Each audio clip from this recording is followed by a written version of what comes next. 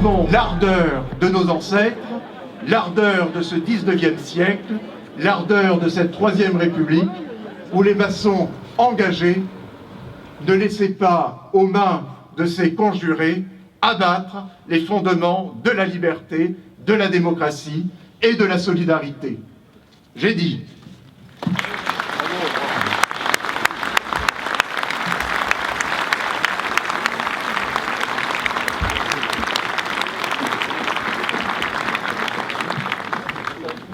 Les visiteurs du cimetière du Père-Lachaise qui par hasard passent devant cette plaque pensent à Pierre Dac comme à un amuseur radiophonique, amuseur théâtral, mais peu savent que Pierre Dac a été un grand résistant.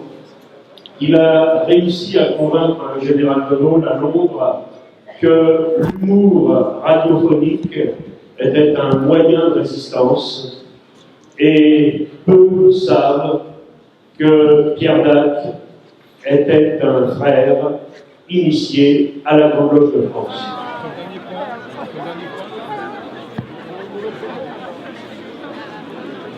Général Émile Eudes.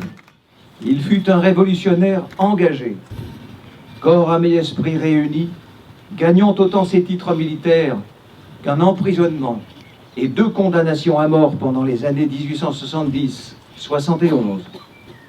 Son nom reste associé à son grade, acquis pendant la Commune, général Eudes. Et conformément à son engagement politique et à ses valeurs humanistes, il fut toujours aux côtés des plus pauvres, fidèle jusqu'à la mort à son idéal de justice sociale. Il convient de rendre hommage à l'homme engagé, aux maçons écossais au service de la liberté, aux défenseurs de Paris, aux promoteurs de la dimension sociale de la République, ainsi qu'aux frères en humanité.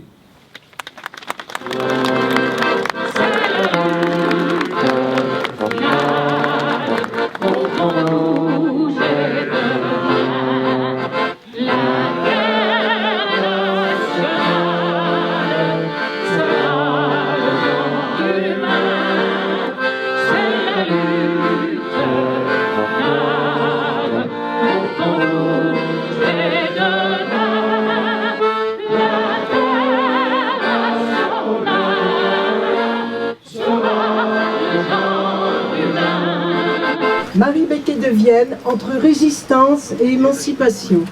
À 49 ans, elle fut une des premières femmes initiées par Maria de Rheims elle-même, le 14 mars 1893. Ceci en même temps que 16 autres femmes, dont sa propre mère, Anne de Vienne. Et certaines de ses fondatrices laisseront un nom dans l'histoire du progrès social, comme Clémence Royer, Marie Pognon, ou encore Marie Bonnevial et Élisca Vincent, qui s'était illustrée lors de la Commune de Paris. À une époque où la femme était juridiquement mineure, résister et émanciper fut un combat et un devoir pour Marie Becquet de Vienne.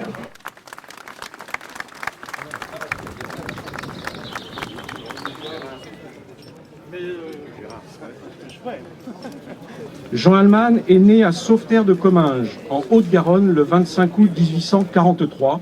C'était un syndicaliste et un homme politique français. À 19 ans, embauché dans une imprimerie après sa venue à Paris, Jean Alman est emprisonné dès 1862 pour avoir pris part à la première grève des ouvriers typographes de la capitale. Ce mode d'action était alors illégal. Communard, il combat comme officier fédéré jusqu'à la Semaine sanglante dans son arrondissement du Quartier Latin. Dénoncé et arrêté, Jean Alman est condamné en 1872 aux travaux forcés à perpétuité et déporté en Nouvelle-Calédonie. En 1878, il refuse, contrairement à d'autres communards emprisonnés avec lui, de participer à la répression armée contre les insurgés kanaks. Comme tous ses compagnons, il sera amnistié en 1880 et rentrera en métropole.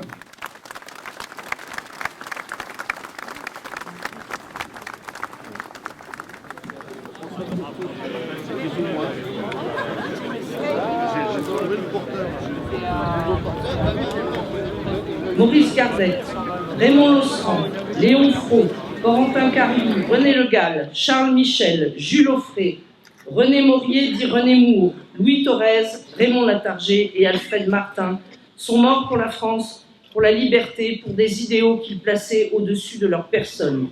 Nous sommes tous unis par une chose, c'est le legs de ces hommes et de ces femmes dont les noms sont sur les tombes. Et leur legs, c'est la résistance, l'émancipation, être du côté des forces qui éclairent le monde, du côté des forces qui libèrent, pas du côté des forces qui oppriment. Moi, je ne veux pas qu'après le 7 mai, on me demande de faire des listes d'enfants dans les écoles. Comprenez bien ça. Dès qu'on commence à faire des listes, on sait où ça commence, on ne sait jamais où ça s'arrête. Ça a commencé par des listes, ça a commencé par des cartes de couleurs différentes. Et après, où est-ce que ça s'arrête? Quand on divise les enfants de la France, hein, et quand la France ne peut plus porter ses valeurs dans le monde, vous imaginez ce qui va se passer? Voilà. Alors je vous conjure de faire les bons choix. Je vous conjure de réfléchir. Et puis après, dès le lendemain, d'entamer les bonnes batailles. La bataille pour la lumière, la bataille pour la culture, la bataille pour l'éducation, la bataille pour la liberté des consciences. Voilà. Je vous remercie de m'avoir accueilli dans votre magnifique cérémonie. Je vous remercie d'être si nombreux et si nombreux.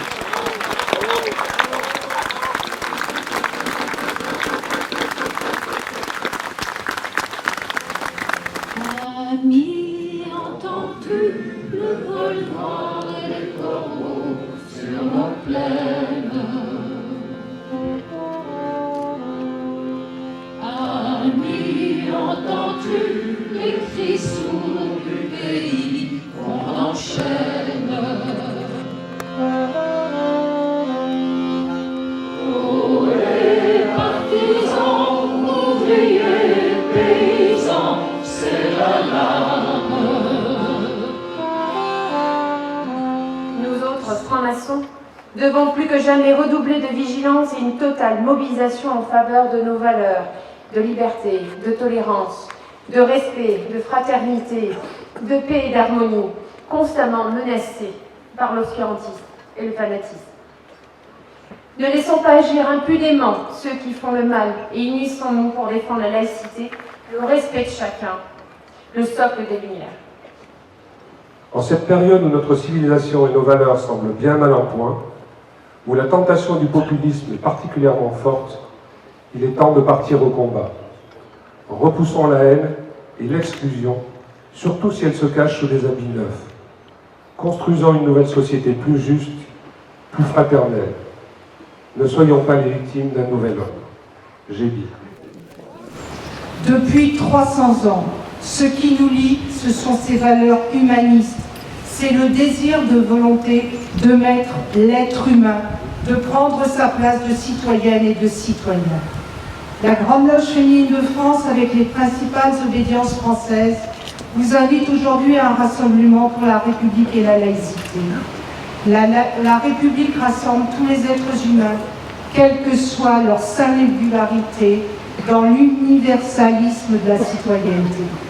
Toutes les francs-maçonnes et francs-maçons sont déterminés à mener le combat contre l'obscurantisme et à dénoncer les terrorismes religieux et politiques. Les valeurs humanistes et donc maçonniques sont celles de la République, liberté, égalité, fraternité, mais aussi et surtout la laïcité qui est un pilier. Cela fait chaud au cœur dans ces périodes incertaines, potentiellement troubles, de voir ce parterre de frères, de sœurs réunis devant le mur des fédérés.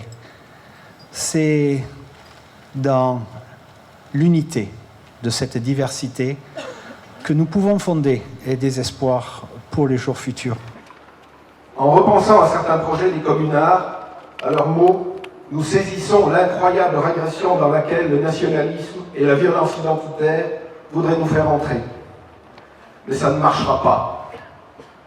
La commune peut nous appeler aujourd'hui, nous francs-maçons des obédiences maçonniques adogmatiques et libérales, et citoyens conscients, à résister, à continuer d'aimer l'intelligence critique, les débats libres, les projets novateurs, à chercher les voies d'une république fraternelle et sociale repensée. Nous, francs-maçons, Sortons de notre torpeur, sortons de nos temples, retrouvons, comme je l'ai dit, les grands combattants, les grandes combattantes du XIXe siècle et de la Troisième République. Ne nous en laissons pas accroire par ces briseurs de rêves qui veulent nous imposer la fatalité d'un monde qu'on ne pourrait pas changer. Car certains politiques ne veulent plus changer le cours des choses. Ils ne veulent plus être que les administrateurs irresponsables de mécanismes aveugles qui concourent plus à la paupérisation des peuples qu'à sa véritable émancipation. Oui, nous, francs-maçons,